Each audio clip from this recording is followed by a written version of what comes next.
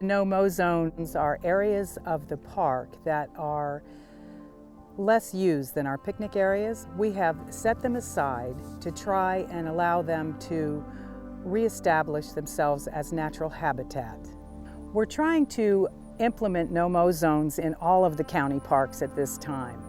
Again, it is a transition, so it will take some time. Which parks are being impacted by no-mow zones? Basically, it's going to be all parks. Some parks more than others, just because of the nature of the park itself. Highly maintained areas are areas that add to the pollution of the planet. These areas are mechanically mowed by lawnmowers, which put off CO2. We also chemically treat them to keep pests from killing the grass that's been put down. And they're also fertilized to keep the grass looking nice and green. It also helps us to decrease the emissions from the mowers that we used to have when they mowed daily in the parks.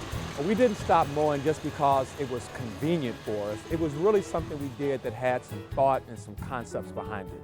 We were trying to, once again, create some opportunities within our parks where nature could come back in full force, especially in an urban county like we have, where there's no place for nature to actually reside. This is a great opportunity for us to create some places for nature to be. Some of the benefits are immediate. You can see the reestablishment of a lot of our native vegetation. We've had an incredible increase of pollinators. We've had just a large amount of butterflies. We've had birds that normally you wouldn't see, for instance, at Anderson Park, where they've established a no-mow zone on the hill. Now they have indigo buntings that go there because there's now hiding places where there were none before. We've seen fireflies over at Wall Springs Park at night. I've never seen fireflies in I've lived in Pinellas County over 50 years. We're allowing some places in the parks to go back to their natural habitats because in many parks there are places where, to be honest, it just didn't make sense because people don't utilize those spaces as intensely as in other places.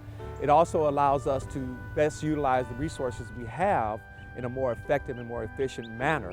And we're trying to get away from this concept of everything has to be manicured, and it gets back to allowing nature to be nature. No-mow zones are still areas where people can visit. They are, again, they're areas that are not frequented by too many people. The advantage of allowing certain areas in the park to go from a manicured lawn into a natural area, natural habitat, is twofold.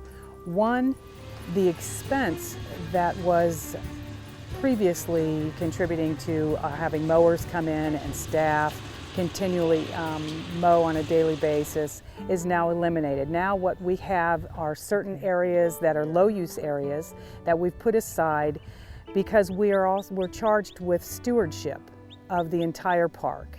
So this includes not only our visitors, but it also includes the animals. The no-mow zones will provide a buffer between the animals and the park patrons, and it also provides them areas where they can live, raise their young, and coexist with the rest of the visitors. What does natural habitat mean in an established park? It means looking at places within the parks where if we allow the natural vegetation to grow up, and of course we have to do things to manage that because we don't want exotics to take over those places. But if we can allow the natural plants to come in, that it will be a place where some of our native animals, butterflies, bees, wasps, insects, mammals, snakes even, critters, to find a place where they can reside. No-mow zones are being used in other areas of the state and county. A good example would be the natural preserves such as Brooker Creek and Weedon Island. Also, most of your state parks are using this concept. The concept of choosing a mow zone, a no-mow zone, is not just random. We looked at the parks and we kind of decided based on, number one, where do the people normally go?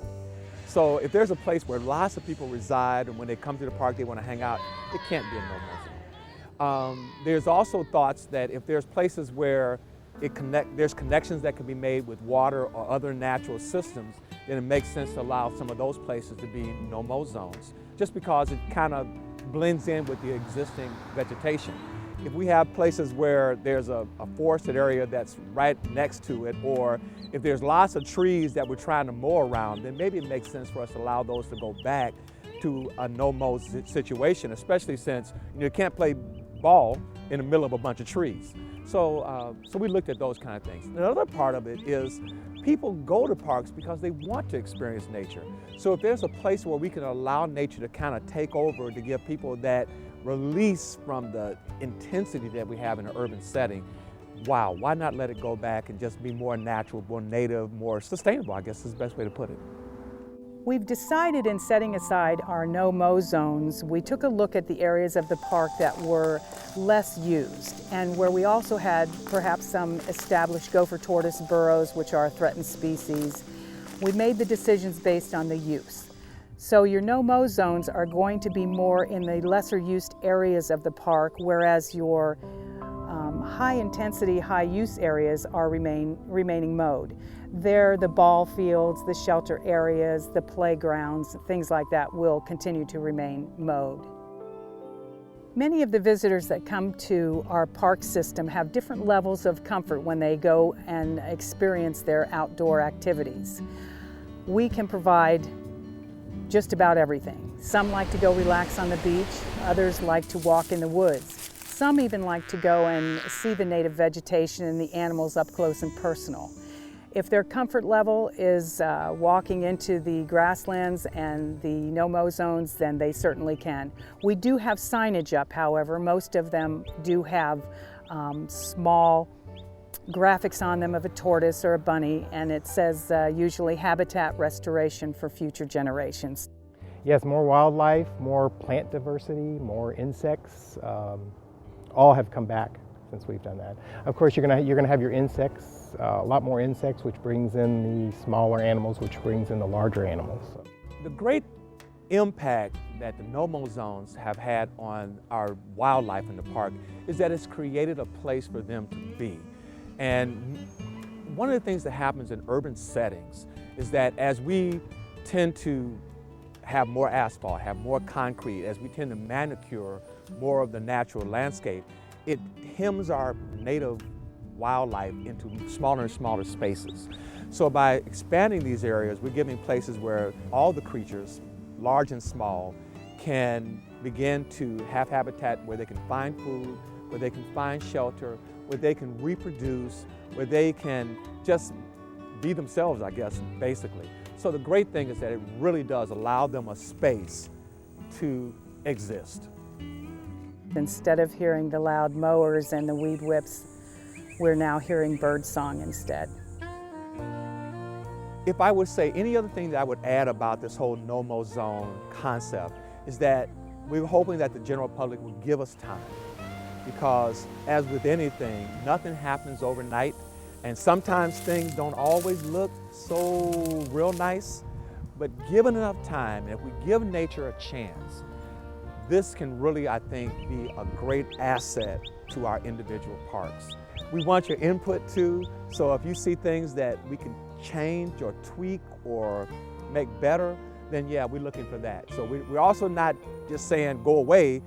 We want you to give us input, and we want to work with the general public and with our patrons and our clients on making the parks the very best that they can be. We hope that this is going to be part of it long term, but we know we got to get over some short-term hurdles that we need people to just work with us on.